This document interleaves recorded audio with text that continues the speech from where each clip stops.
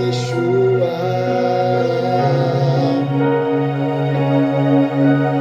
Hvala tebi, Yeshua. Издигам теб, Йешуа. Лесно е, може да го изпълнали.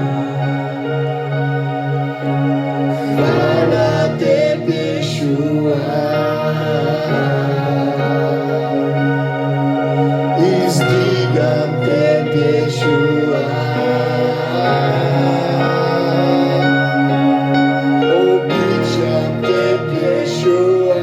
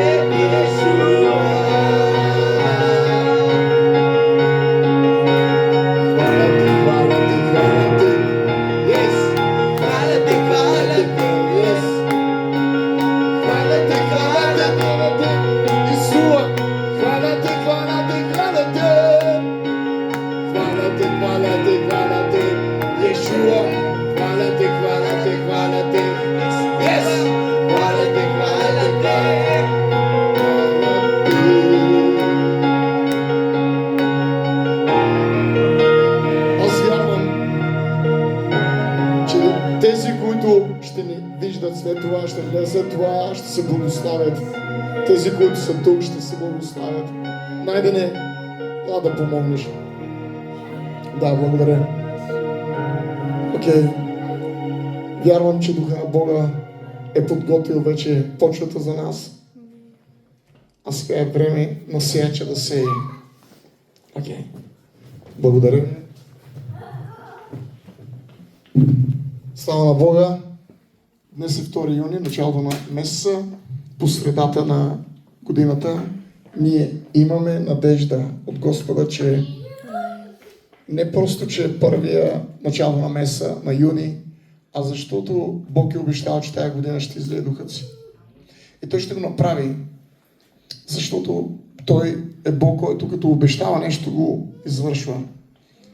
Радвам се да се видиме. Миналата седмица нямахме служба, защото ходихме на конференция на пастор Крис в Берлин. Имахме уникално, прекрасно време с братята, сестрите. Така че другите сестри, братя днес някои липсват, но ние ги обичаме и ги благославяме. Днес искам да говоря за любовта на Бога. Защо? Защото чувствам и вярвам, че църквата трябва да се облече с любов още повече. Времето, в което ние живеем, е пълно с омраза, пълно с кромолничество, пълно е с озверени хора на земята. И защо ни трябва любовта на Бога? За да ни научи как да гледаме на хората през очите на любовта. За да ни научи да можем да се концентрираме на небето през силата на Божията любов. Така че аз озаглавих това, което искам да дам като послание, е, че любовта Божия трябва да бъде твоя цел в твоя живот. Когато любовта на Бога е твоя цел, ти ще Ти ще вървиш на много места, но това ще бъде твоята цел. Ти ще правиш много неща, но това ще бъде твоята цел. Целта на живота ти трябва да бъде не финансите. Да, слава на Бога за финансите, очаквам моите милиони да дойдат. Кажете ме. Но това не е толкова важно. Важно е, че нашата цел трябва да бъде любовта на Бога. И когато ние имаме цел, знаете ли какво прави човекът, който цели нещо? Мога ли да ви дам един пример? Когато лъвът гони своята плячка, той не гледа наляво и надясно. Той гледа само към плячката. Ако ти погледнеш на любовта на Бога като плячка, то тогава ти няма да разделяш погледа си или да отделиш себе си за нещо друго, даже и да бъде по-специално от това. Защото има вероятност да изтървеш тая плячка. И Бог те призовава теб, живота ти, мислите ти, мечтите ти, целта ти да бъде любовта на Бога. Любовта на Бога, за да я имаш, ти трябва да се посветиш на нея. Да се предадеш на нея, да я следваш през цялото време на живота си. Ти не можеш да отделиш любовта на Бога от послушанието на Бога. Това са две различни неща. Но те са свързани, те са различни, с друго лице, с друг характер, но те са свързани. И ти не можеш да имаш любовта на Бога без неговото послушание. Послушанието ще те пречупи, за да бъдеш толкова предаден на това, че нищо друго да не бъде важно в твоя живот. И да няма по-голяма важност нищо друго. Даже жена ти, даже децата ти. И аз днес ще ви дам слово за това, разбира се. Ще ви покажа стих от Библията, който казва, че любовта на Бога не може да я сравниш с твоята жена, мъж, деца. Да, важни са. Те са важни елементи в твоя живот.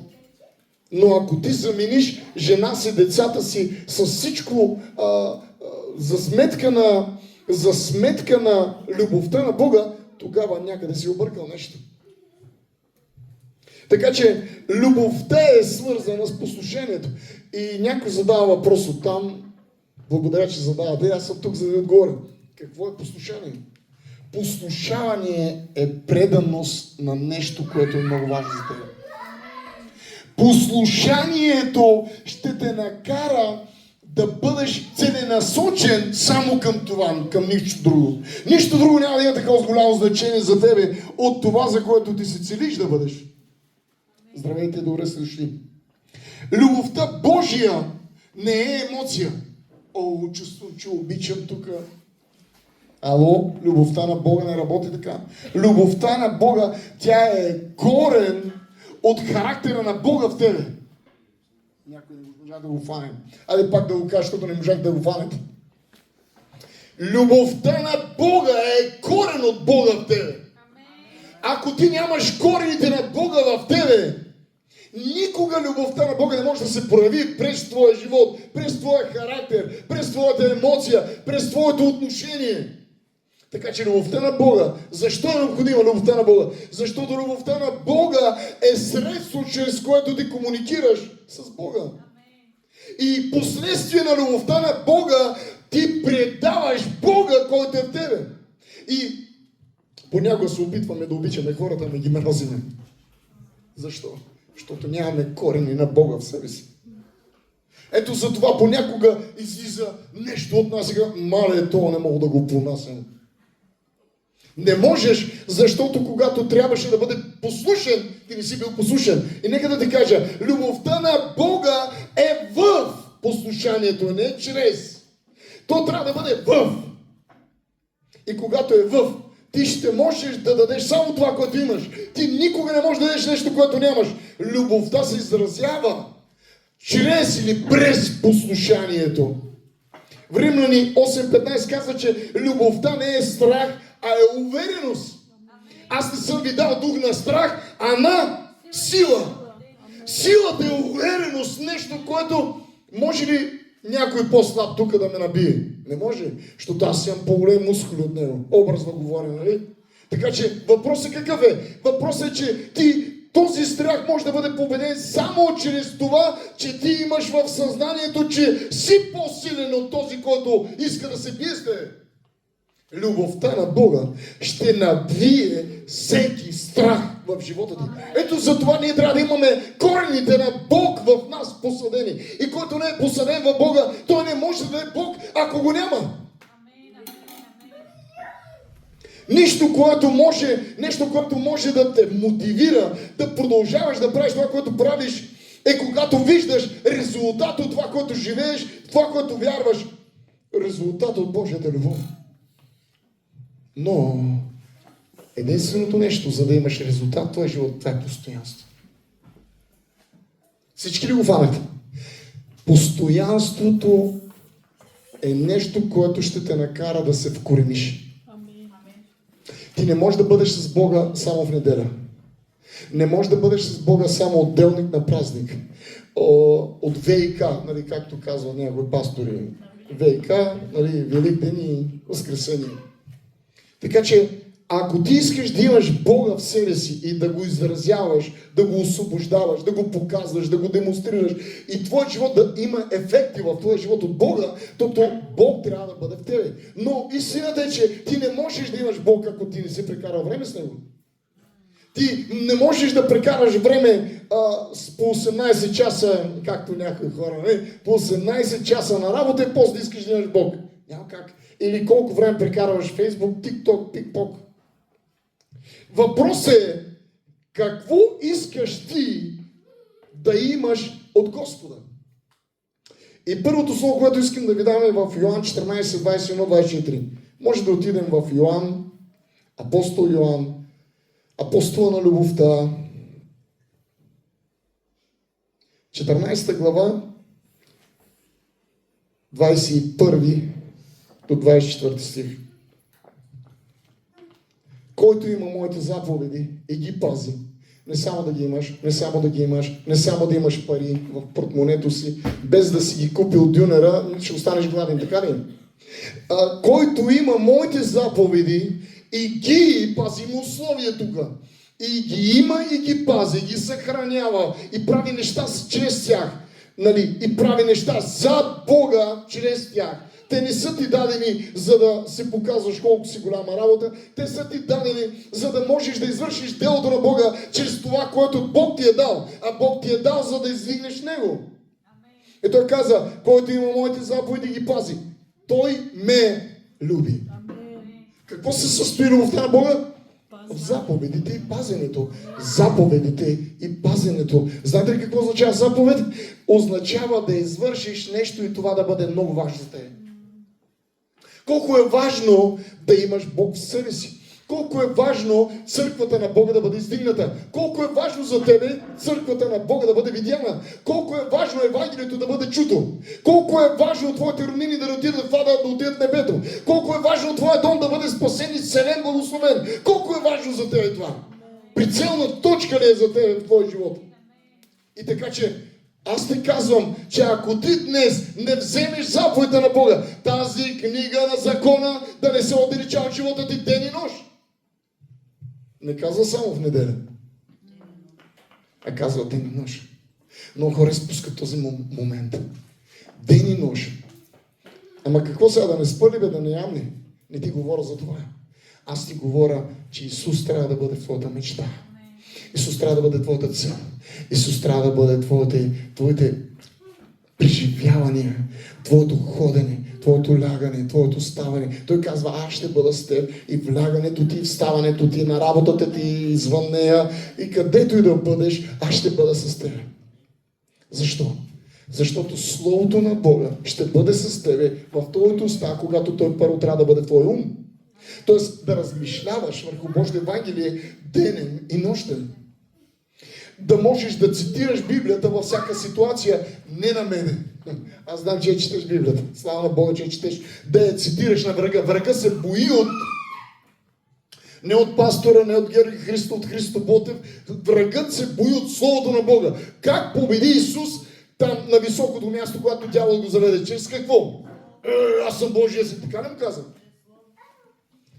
Хвърли се от тук, нали, дявол го лъжи. А той каза, писано е, казано е, направено е. Когато дяволът видя, че не може да го надвие, той се отдръпна И ангели дойдоха и му слугуваха. Извинявай, ти кого очакваш? Кой очакваш да дойде да ти слугува? Пастора? Ако очакваш ангелите да ти служат, то тогава цитирай на врага Словото, за да бяга от живота ти. Цитирай на болестта Словото. Вчера бяхме в Мюнхен и там дойде един човек и ми попита какво да направя. Кой пастор да търся, за да получа своето изцеление? Аз му казах, търси пасторът на пасторите. Ма кой е той? Ма не знаеш ли, че Исус, той е пастирът на пастирите. И какво трябва да направя, за да получа своето изцеление? Всеки ден по няколко хиляди пъти изговаря, аз съм изцелен, аз съм изцелен, аз съм благословен, аз съм. Когато ти казваш, нека само да се отклоня малко това, което Моисей се среща с Бога и го праща. И той каза, ма как да докажа, че ти си говорил с мен? Кажи, че аз съм, който съм.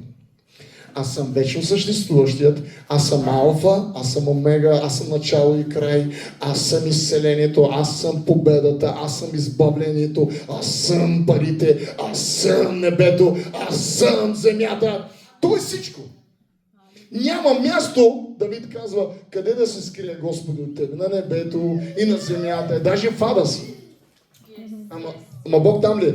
Няма място, където Бог да не съществува, да не е реален.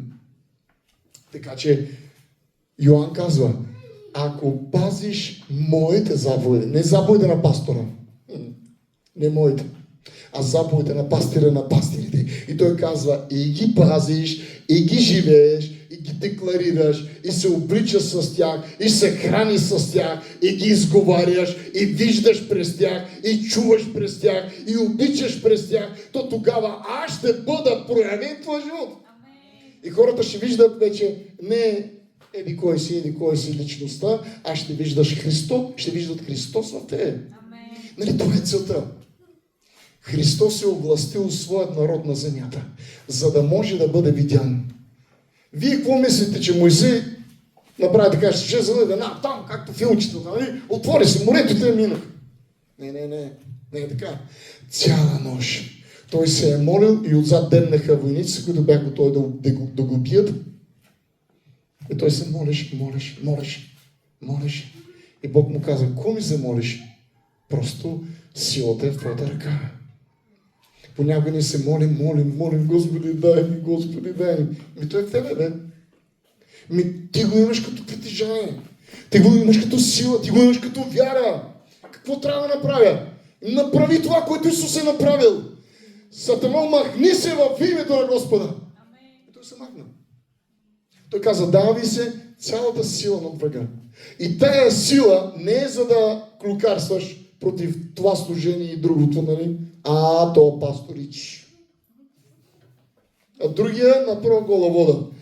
Ти нямаш такава сила. Ти не си овластен за такава сила. Ти си овластен да говориш на врага Словото, което има сила да събаря крепости. Павел казва, даде ви се сила да събаряте крепости.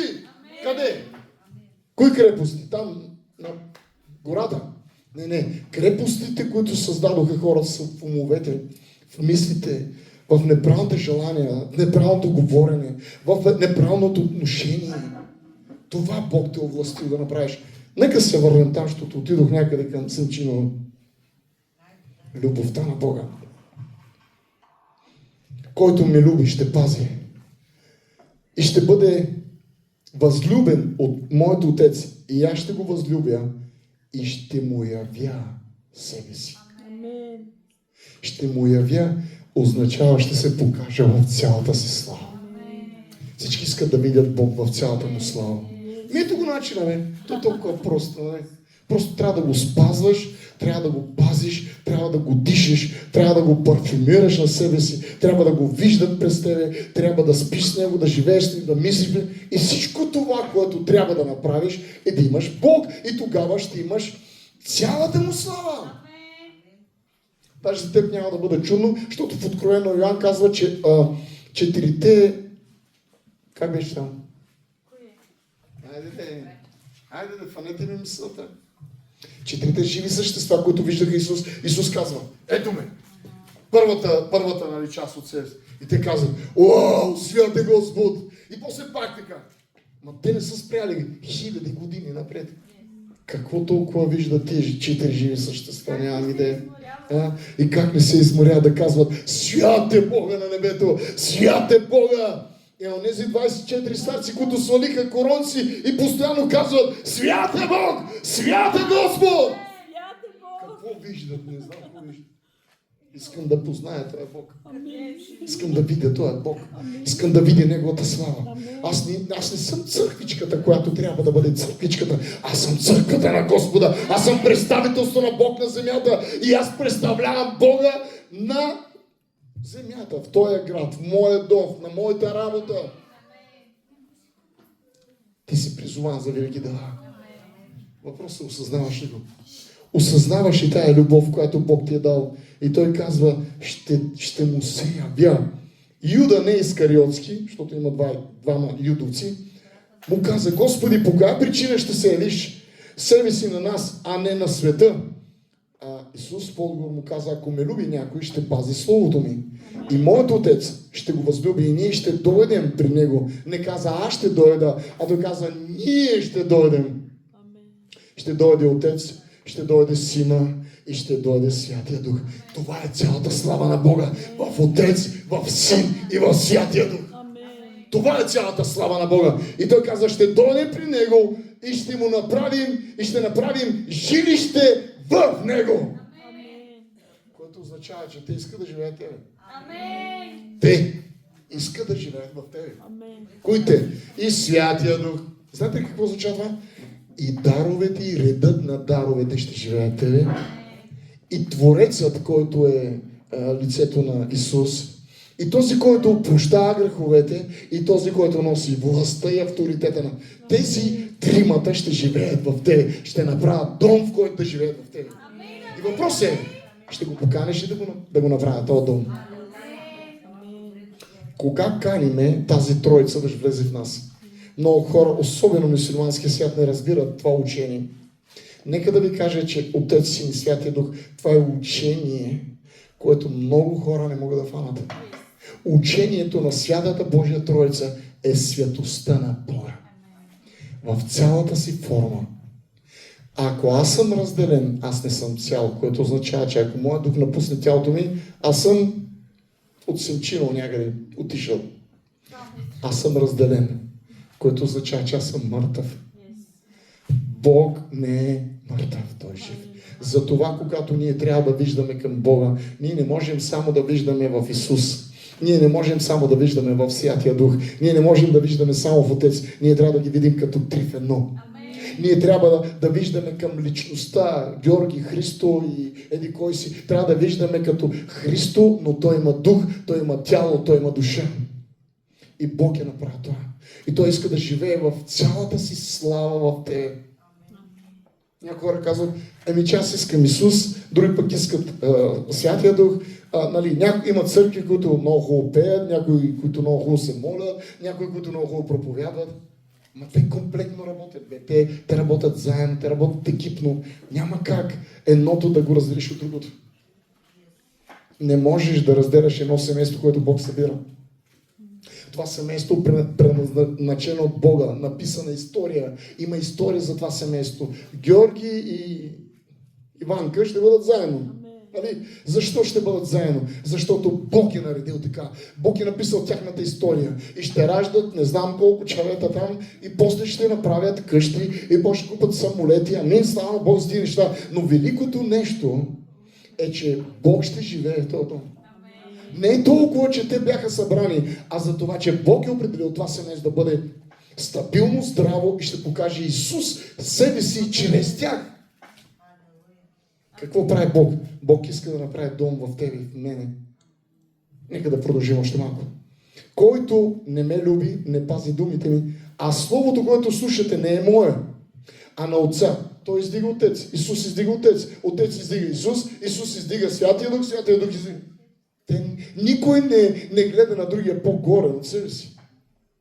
А всеки издига другия. И моят въпрос е, защо ние не издигаме брата си, а издигаме себе си? То е, Ама не го то. Той, че не е добър. Аз да видиш колко съм добър. Бе, че да видиш какви прически си правя, все така наляво, надясно, нали, прически, дрехи. Неговия костюмич, него, мой по-хубав. Моя не знам как, не ги знам. Армани, Барбани. Това ви казах, докато още съм с вас. Бог е с нас. Бог е с нас. Никога не го забравяй. В твоето трудно време не взимай телефона, а взимай Словото. Не взимай да се обадиш на ангел, че той е компетентен да ти такова буса, нали, да ти оправя буса, а дигни телефон към Исус и кажи: Исус, имам нужда от тебе. Вземи трона. Окей, благодаря. Трона е важен. Да отидем до трона. Трона е много важен. Така че, може ли всички ние да вярваме, че любовта е в послушанието и послушанието е в любовта? Те работят комбинирано. В 21 стих, това, което четохме преди малко, който има моите заповеди, той ги спазва. Кой има заповедите на Бога? Мюсюлманите ги нямат. Будистите ги нямат. И други там религии не ги знам. Да не ги обсъждаме сега. Който има моите заповеди. Има ли християни, които нямат заповедите на Бога в себе си? Yes. Има. Има ли хора в църквата, които 100 години, 150 години унгефер живеят в църквата, изтъркаха столовете в църквата, но не са познали Бога? Защо? Защото не могат да разберат, че тайната даже не е до заповедта, а е до Словото, което се цитира и се говори. Цитираш го, живееш го. Говориш го, вярваш го и го живееш. Така идва спасението ти. Така Бог се движи в твоя живот. Всеки казва, че обича Бог, но греши в нещо и някъде. И какво трябва да направим? Едно нещо. Да бягаш от греха. Всеки, който греши, не е от Бога. Какво е грях? Грях е бунт против Бога. Колко бунтари има в църквата? Сега нямам предвид никого. Цигарата бунт ли е? Бунт е. Алкохола бунт ли е? Прелюбодейството бунт ли е? Лъжата бунт ли е? Измамата бунт ли е? Чародейството бунт ли е? Традицията, религията. Детето се роди и проходи, трябва да му фърлим една питка отдолу под краката. Баджанака се ожени и трябва... Баджанака няма се ожени. Колко много традиция и религия. Това не е доказателство, че ти обичаш Бога. Това не е доказателство, че ти имаш корените на Бога в себе си. Доказателството на Бога, че Бог е вкоренен в тебе, е, че Бог коренът винаги дава плодове, е възоснова на това, че ти нямаш нищо общо с миналото си. Миналото ти винаги ще те дърпа назад. Идеята на миналото е да те дърпа назад. А Павел казва: протегнете се към предното. Хванете първото. Хванете онова, което е пред вас, а не това, което е вече преминало. Старото какво стана с него? Премина. Няма го. Не съществува. Нито за ума ти, нито за мечтите ти, нито за дома ти. Той не работи за тебе. Така че Исус казва: моите заповеди, който ги спазва, означава да махнеш нещата на света от себе си. Какво сега? Къде да отидем? Друга планета ли да живеем? Аз нямам това предвид. Аз нямам предвид, че да се махнеш на друга планета, нали, освен Земята. Имам предвид, че нещата на света не могат да работят в твоя живот. И ти не можеш да работиш със света. Колко от вас разбира, че за да бъдеш коренен от Бога, трябва да промениш твоето мислене? Колко от вас вярват? Какво е мислене? Мислене е разсъждение от това, което виждаш. Ти създаваш крепости. За тези крепости говори Павел. Това, което ти... Откъде идва? От това, което видя. Откъде дойде грехът? Грехът не дойде даже от послушанието, а дойде от това, което видяла Ева. Защото дяволът е съгрешил от непослушание, но Ева е съгрешила от поглед. Погледът, грехът има силата да изкриви видението ти. Да изкриви видението ти. И когато ти имаш изкривено видение, ти ще преклониш ухо, защото си загубил концентрация, на ориентация, къде да вървиш. И тогава ще искаш да чуеш другата навигация. Някой разбира ли какво говоря? Слава на Исус. Въпросът какъв е? Въпросът е, че има хора, които все още са в системата на греха, но не искат да излязат от него.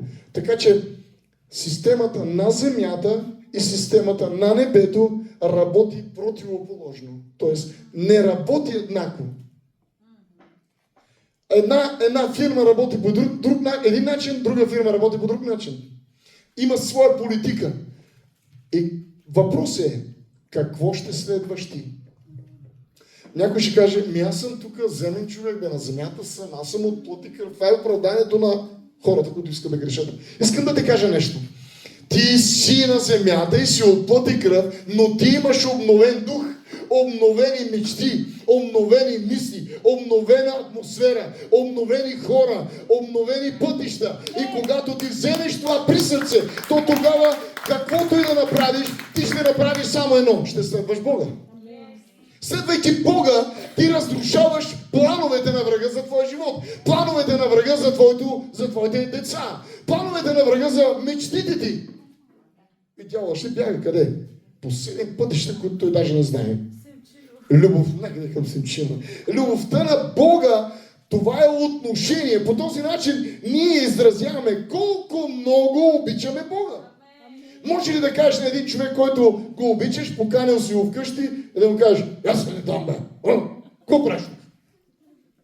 Той ще разбере ли, че го обичаш? Извинявай. Той няма как да разбере. Какво прави ни? Може и да не го харесваш.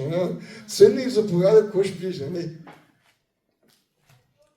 Така че отношението показва това, което е вътре в тебе. Може ли да ви кажа? Станал съм като психолог на тази вълн. Мога да видя един човек в лицето му, да разбера къде отиде, откъде е, защо е роден, кой го родил, кога го родил. Очите му, лицето му изразява чувствата му, емоциите му, характера му. Защото понякога ние се прикриваме в мълчанието, но това, което ние виждаме в лицето, то е най-добре изразява. Най-добрият фотоапарат е окото. Любовта на Бога е отношение. А отношението показва колко си израснал. Не можеш да разговаряш с детето на Тереза по начина, по който ще разговаряш с Давид. Нали? Той е по-голям. И не можеш да разговаряш с Давид, как ще разговаряш с мене. Всичко е въпрос на израстване. Всичко е въпрос на отношение.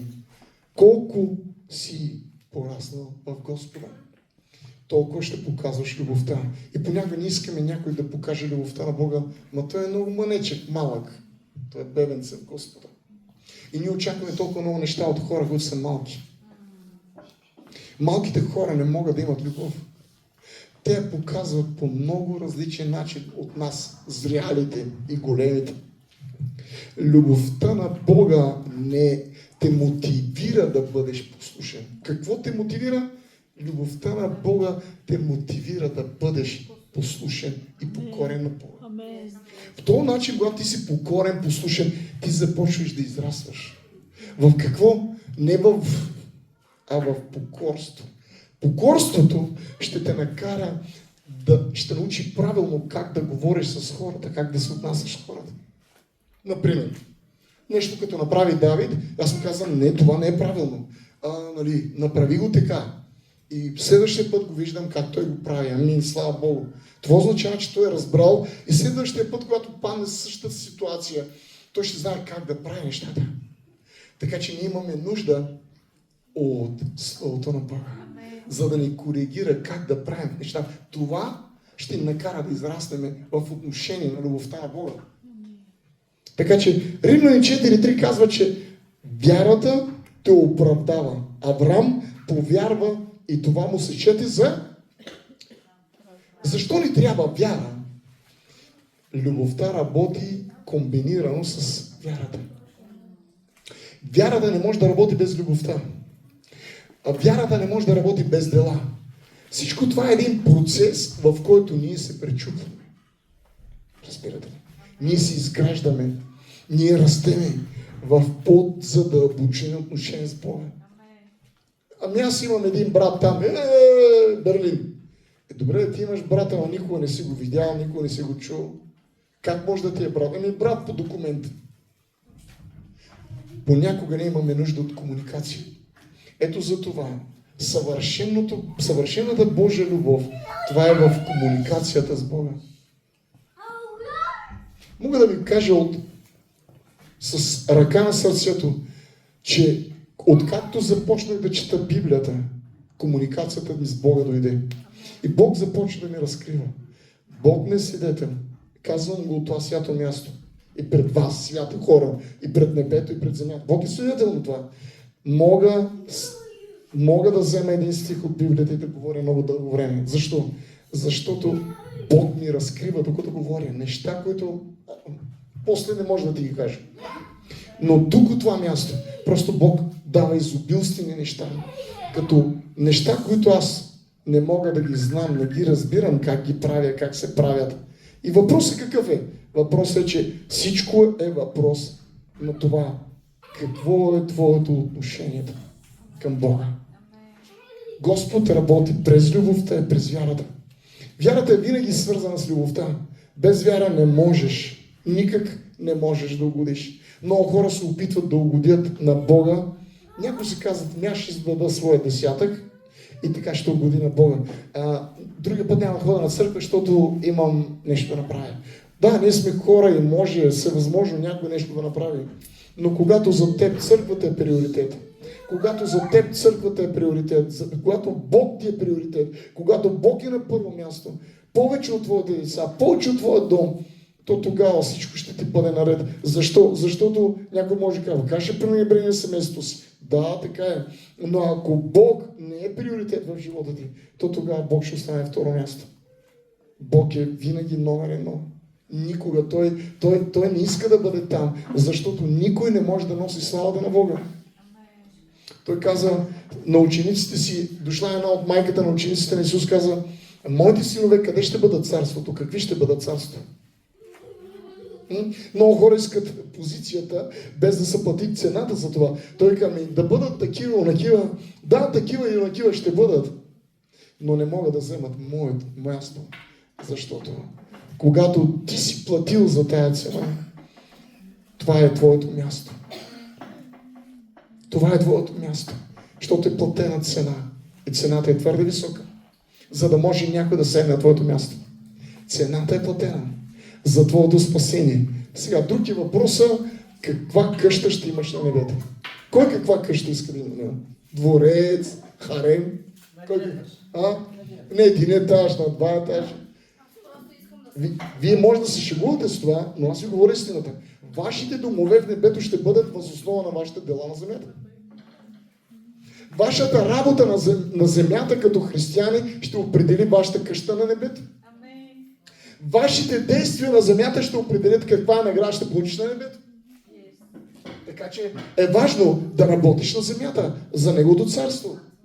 Някои казват, а откъде да започна? Аз винаги казвам, започни от думата си. Това е първото поле на проповядване, на евангелизиране, на мисионерство, ако искаш, на даване. Започни от там. Да прекараш време. Започни от там. Да обичаш. Започни от там. Има неща, които трябва да правим, защото Бог е направил своята част. Сега е време ние да направим своята. Сега е време ние да направим своята част. И въпросът е, тази любов на Бога работи ли за тебе? Защото когато Бог е направил човека да е поставил своята любов и Бог ремнува за тебе. Бог ремнува за твоята любов. Бог ремнува за времето прекарано с тебе. Бог ремнува. Не си прави кумири в твоя живот. Не си прави, защото Бог ще се върне, за да грабне своето. Това, което Бог е поставил в твоя живот. Бог е поставил много твърде висока цена в твоя живот. Много скъпа цена е платил, за да бъдеш Негов. Не се подигравай с това време. Не се подигравай с този Бог, защото Бог не е за подиграване. И въпросът е, колко си готов да обичаш Бога? Любовта на Бога струва ли ти нещо? Струва ли ти? Плащаш ли цена за тая любов? Защото Той е платил цена за тая любов. Най-малкото, което можеш да направиш, е да дойдеш от 15 км на църква. И да дадеш своето дарение и да обичаш някой, да му кажеш здрасти или да го прегърнеш Най-малкото, което може да направиш това. Да дадеш своя десятък, за да може твоите финанси да работят за царството. Да се купи микрофон, да се помогне на някой беден, да се даде храна на някой бездомник. Това е делото на Бога. За какво са ти пари в небето? Там ще има други пари. Там има друга финансова система. Но тук на земята, докато живеем, ще трябва да си платим финанси нещата. Финансово, за да достигнем до хората. Евангелието е без пари. Но колата ми не ходи без пари. Нали така? Вие вчера ходихте в Холандия на конференция. Платихте ли си? Слава на Бога. Цената е важна. И сега въпрос е: любовта на Бога работи ли в твоя живот? Всеки ще каже работи. Така ли? В една сфера или в друга сфера. Защото сферата на Бога и сферата на света е много различна. Земята мисли по един начин, небето мисли по друг начин. Ти мислиш през една форма, друг мисли през друга форма. Сега, ние сме тук и всички чуваме това, което чуваме. Нали така? Но всеки ще го изтълкува по много различен начин. Всеки ще го разбира по много различен начин. И всеки, когато си отиде, ще го направи по друг начин. И въпросът е какъв? Ти готов ли си да отидеш по-далече от себе си? Всяка седмица питам това. Готов ли си да направиш една крачка, ако някой ти направи две, направи три, една крачка повече? Готов ли си да прекараш време с Бога? Отивам да се приземя за хората, които се притесняват. Лука 14 от 25 до 27. Искам само да преминем през това. Апостол Лука.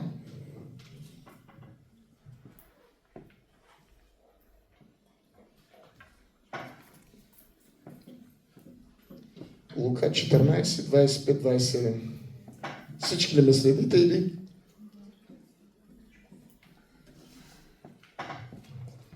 И големи множества вървяха заедно с него. И той се обърна и им каза: големи множества вървяха заедно с него.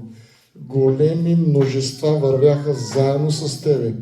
Вървяли са някога заедно с тебе. Но Исус се обърна и им каза. Исус не даде акцента върху множествата. Исус даде акцента върху нещо друго. Много хора търсят големите църкви. Слава на Бога за големите църкви. Слава на Бога за тълпите. Аз го обичам. Обичам големите конференции с 50-100 хиляди човека на едно място. Да виждаш как 50-100 хиляди човека се покланят. Велико е. Но Бог не даде акцента на това. Защото той каза, че когато те го следваха, става въпрос, че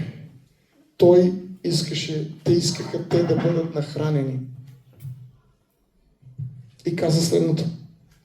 Големите множества, които вървяха заедно с него, той се обърна и им каза: ако дойде някой при мен и не мрази баща си, майка си, жена си, децата си, братите си, сестрите си, още и собственият си живот, не може да бъде мой ученик. Този стих много хора не искат да го вземат за себе си. Отхвърлят този стих, защото е много сериозен, много твърд стих. Исус набляга на отношението ти към Бога, отколкото към жената и децата ти, мъжът ти, сватовете ти, братята ти. Сега, искам да дам пояснение за това, за да няма неразбиране. Исус не е имал предвид да не обичаш майка си, баща си реално, а да мразиш греховете им, делата им, традициите им и религиите им. Да излезеш от тях. Тоест, ти не можеш да правиш това, което те правят, защото ти вече не правиш това, което те правят и си в друго измерение, друга атмосфера, друго разбиране, други мисли, друга вяра, друго отношение. И ако ние искаме да разберем, ама ти със семейството ми, аз трябва да ги обичам. Сега точно това ви говоря, че любовта на Бога е различна от тази любов. Да, ние трябва да обичаме родителите си, да обичаме жените, мъжете си и децата си. Разбира се, че трябва. Защото ако не ги обичаме, тогава ние не сме достойни да имаме семейство. Но идеята на този стих не е да намразиш, а да се освободиш от греховете им, за да можеш и те да видят моделът. Когато ти тръгнеш отпред и ти си вече чист, а те са мръсни, образно говоря, те тогава ще виждат чистотата на твоя живот и ще кажат: и аз искам да бъда чист. И аз искам вече да не правя чалгарски сватби там с оркестър, козари, свиняри и там другите, нали, не ги знам всичките. Така че, когато ще правите сватбите на козарите, свинярите и ти вече не го правиш, той те вижда и казва: мале, че аз толкова пари се набутах. А той извикал Асен Бисеров, дал му там някаква сума, няма да говорите суми, и се радваха на Господа, и тогава той вижда, че това е по-правилно от това. И той осъзнава, че това е любовта на Бога, а това е грехът. А грехът какво прави? Отделя те от благословението и благолепието на Бог. Бог не благоволява в греха и в смъртта. Бог благоволява в праведния живот. Така че и време е да направим нещо. Какво трябва да направим? Ние трябва да направим нещо. Да се освободим от това. Защото ако някой дойде при мен и не намрази майка си, баща, жена си, децата си, братята си, сестрите си и още собствения си живот, не може да бъде моят ученик. Който не носи своя кръст и върви след мене, не може да бъде моят ученик. Ученичеството е много силно служение в Господа. Ученичеството трябва да чуеш, да видиш, за да го направиш. Така че ако стоиш тук, образно говоря, нали, семейство, традиция, религия, ти ще си правиш традициите, чародействата, религията, кражбите, убийствата, предбудствата и всички тези неща. И ще си оставаш там и когато дойде Исус, ще кажеш: ама защо той е грабнат, пък аз не съм? Това е причината. Защото ти не си в любовта на Бога. Ти не си в закона на Бога.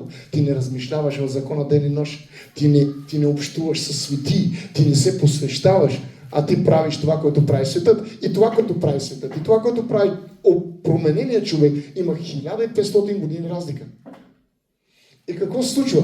Хората, които те наблюдават, са тези, които искат да видят твоята промяна. Те са я видяли. И ако един ден те видят как ти си в църква и правиш моментални, секундарни, там, нали, модерни телефони, и на другия ден те виждат в кръчмата, тогава те си казват: това е поредният човек, който... И затова хората на света не могат да разберат коя е истинската църква. Много пъти са идвали хора при мен и казват: ма чакай сега, ти проповядваш едно, то е друго, ти учиш едно, то е друго. Защо? Къде е разликата? Разликата е в това неправилното изучаване на Отец, Син и Святия Дух. Защото Отец, Син и Святия Дух е цялата слава на Бога. Амин? Окей. Слава на Бога. Нека да се изправим всички.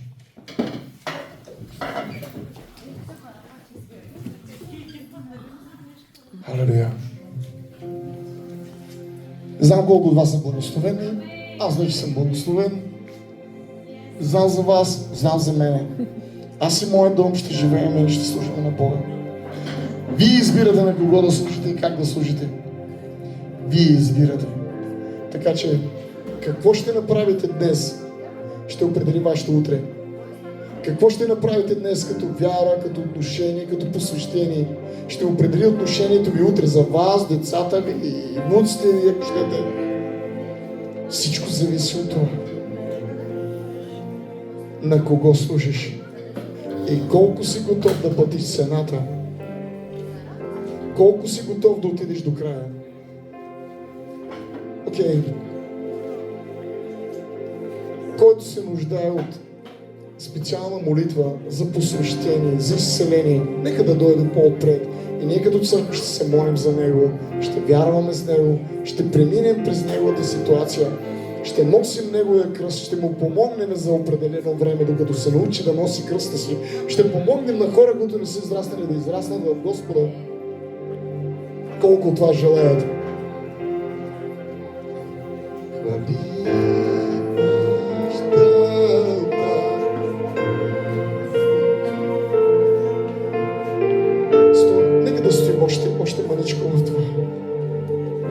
да усетим. Просто затваряме очите и стойте там. Стойте и чакайте. Бог може да ти говори сега. Бог може да ти открие неща сега.